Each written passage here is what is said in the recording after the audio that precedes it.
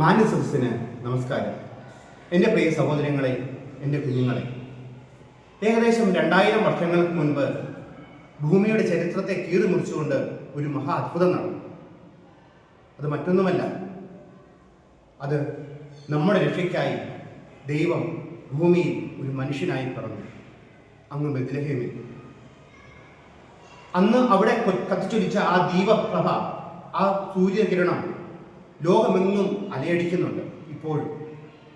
അതിൻ്റെ ഭാഗമായി നമ്മുടെ ഈ കൊച്ചു കേരളത്തിൽ ആലപ്പുഴയിലെ കൈനഗിരി എന്ന ഒരു ചെറിയ കൊച്ചു ഗ്രാമത്തിൽ ആ ദീപപ്രഭയിൽ നിന്നും കത്തി ജ്വലിച്ച ഒരു ദീപനാളമായിരുന്നു വിശുദ്ധ ചാവറയച്ചൻ.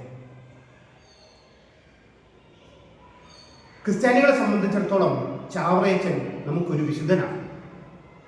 എന്നാൽ കേരളത്തിലെ സാധാരണ ജനങ്ങളെ സംബന്ധിച്ചിടത്തോളം അദ്ദേഹം അവരെ അടിമത്തത്തിൽ നിന്നും തൊട്ടുകൂടായ്മയിൽ നിന്നും സ്വാതന്ത്ര്യത്തിലേക്കും മനുഷ്യത്വത്തിലേക്കും നയിച്ച ഒരു നവോത്ഥാന നായകനാണ്. എന്നാൽ അധ്യാപകരായ നമുക്ക് അദ്ദേഹം ഒരു ദീപസ്തംഭമാണ്. ആ ദീപത്തിൽ നിന്നും വരുന്ന പ്രകാശം ഉണ്ടെങ്കിൽ പ്രകാശം നമുക്ക് നമ്മുടെ കുഞ്ഞുങ്ങളെ നേർവഴിയിലേക്ക് നയിക്കാൻ സാധിക്കും. അവരെ അജ്ഞതയുടെ ഇരുട്ടിൽ നിന്നും പ്രകാശത്തിലേക്കും മനുഷ്യത്വത്തിലേക്കും നയിക്കാൻ അവിടുന്ന് കാണിച്ചു തന്ന ദീപനാളം നമുക്ക് മതിയാവും. അവിടുന്ന് കാണിച്ചു തന്ന അവിടുത്തെ വഴികളും മതിയാവും നമുക്ക് അവരെ തെറ്റുകൂടാതെ മുന്നോട്ട് നയിക്കാൻ. ഇതിനെല്ലാം കാരണമായത് അദ്ദേഹത്തിൻ്റെ പരിശുദ്ധാത്മാവിലുള്ള അദ്ദേഹത്തിൻ്റെ പ്രവർത്തനങ്ങളാണ്.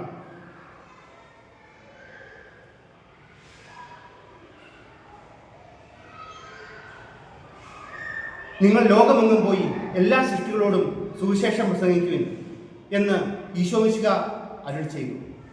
ആ പാത പിന്തുടർന്നുകൊണ്ട് എല്ലാ മനുഷ്യരിലേക്കും ഈശോയെ എത്തിക്കുവാനായി പരിശുദ്ധാത്മാവിൻ്റെ ശക്തിയാൽ പ്രവർത്തിച്ച ഒരു മനുഷ്യനായിരുന്നു വിശുദ്ധ ചാവറയച്ചൻ.